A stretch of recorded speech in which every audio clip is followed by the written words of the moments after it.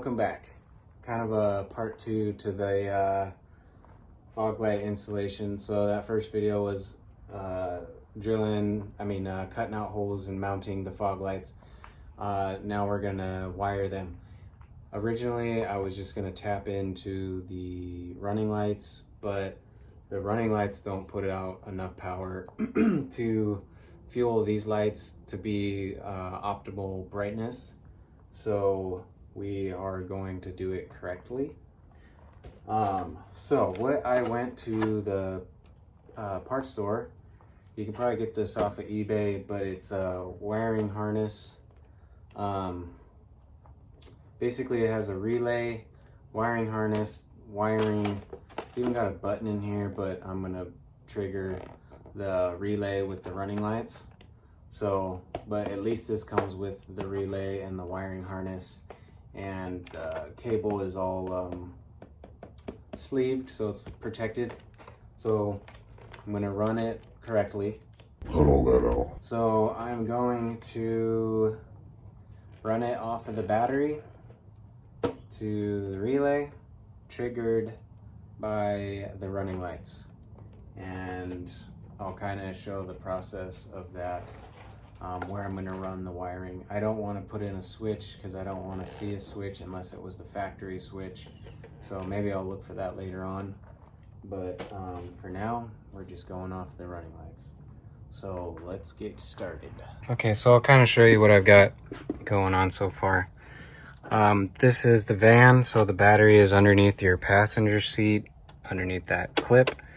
That black cover, which would on your truck be the coolant reservoir. But we are a van, so it's going to be a little bit different, but the wiring, the way we wire it is going to be the same. So I have the fuse out obviously right now, but I have it the power on the battery end. I have the grounded where the car is grounded, where the battery is grounded. I'm going to run all this wiring, follow that loom down there, and I'm going to follow it out to the front. So what I figured out, which would be helpful if you're using that type of relay that has a button and you don't want to run a button like myself and just want it to go off of your fog lights. I figured out that the powered switch has three wires going to it. Your ground, your white, which is your constant, and then your blue, which, you know, once the switch is flipped over, then the blue becomes active, which is the power that lets the switch that lets the relay know to turn on. So you're gonna delete the white and the black wire, and I'm gonna take this blue wire and I'm going to tap it into my red corner marker wire. So as soon as the corner marker, as soon as I got one click on the lights, you know, just to turn the corner markers on, that will flick on the soon to be fog lights. So just a quick recap, get it all plugged in power wise. Blue wire on this particular fog light relay wiring harness set. The blue wire is what you're going to want to use to trigger the relay. So I'm going to get that all ran up under there somewhere, and we're going to come up to the fog light. Okay, so I wanted to do a little update on the wiring. I'm coming down, you see it from the battery box, following the brake cable line along the rail, the frame rail. And how I'm wiring up the lights in the back is I got my LEDs. I have them connected into some extra wiring from the fog light. That's all insulated and everything. I mean, not insulated, but protected. And I drilled holes in these little thin tabs, little supports here, So I ran the wires through that, so that shouldn't ever be a problem. And then I spliced all these guys together, so I have a continuation to one light coming from the left over to these connectors, and then the connectors going to the main power line, the main feed coming in, which will be on a plug. Sorry, this guy, which will be on this plug. If I ever need to take the bumper off, I'm gonna wire this in so that I can just pop that, take the bumper off, and then not have to do a whole bunch of figuring out what I'm gonna cut. So yeah, that's where I'm gonna run that if you're going that route. Got the LEDs plugged in and everything's working great. Just couldn't use these like the original H3s because it's a fatter body on the LEDs, so you just can't run that. You have to ground it yourself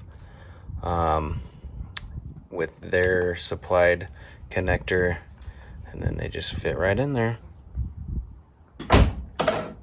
Okay, so if I did it correctly, I should turn on with the running lights.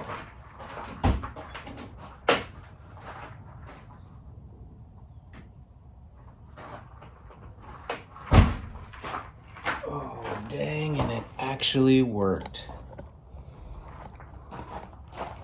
So we'll mount the bumper back up since we have her running off just the running lights.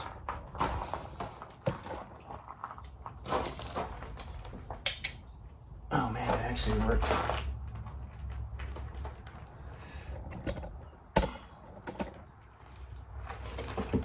Okay, cool. So, like I kind of showed, I have the wire running behind the bumper here, connecting each fog light to run in sequence or run in line with each other. And here's my plug, so when I go to take off my bumper, I'm like, we'll just unplug it, plug it back in. So these are the LEDs. And yeah, I'm just gonna mount her back up. Since all the wires are pretty well hidden, you won't really see any janky wiring job. So I kind of did it a little differently than what I said I was gonna do at first, but I think this worked out better, getting that fog light wiring kit with the relay and the wiring harness. And it comes with so much wire, because I mean the battery on this thing is right next to the front, which the truck, I'm sure you'll have plenty with the truck as well. It's not much farther back, but I got enough wire to use, and since it's all protected, I didn't have to run any. I bought some braided wire loom, but didn't end up needing it because all of it is already like insulated in this jacket. So there you go, LEDs work great. Hopefully less drag on the alternator. Run that wiring in line with each other. And there you go. That's how I did it. I mean, if you get the wiring harness, factory and all that stuff, it's a little different. Not entirely sure how you do that. Probably find a fuse block or something to tap into. I don't really know. Wiring it up yourself wasn't too difficult as well. So yeah, hopefully that kind of was helpful. And okay, I thought I'd add this real quick. I noticed after I started putting everything back together, these guys have a similar mounting situation as these guys, or vice versa, whatever I just said. So I used a threaded screw with a nut on the back side. But if you're able to find this part number for these plastic clips that have the metal threaded situation, I mean, I know you've seen these usually on all plastic trim pieces. They have these clips that slide over the hole, and then there's a threaded section on the back. So if you could find this part number and get a hold of these, or get just a hold of these, like 4 of these guys, you could probably, that's what is used to mount these, instead of going the nut and screw like I did. Find some of those, and the screws will just thread right into that. So I thought I would just point that out. If you can find that, if you're part finder guru, find that part number. I'm sure Subaru probably makes these, or you can find similar ones, and you can stick those in there and have it more factory than how I got it. So yeah, just wanted to point that out. What made sense, and you can get yourself some sick fog lights hooked up as well. Right on.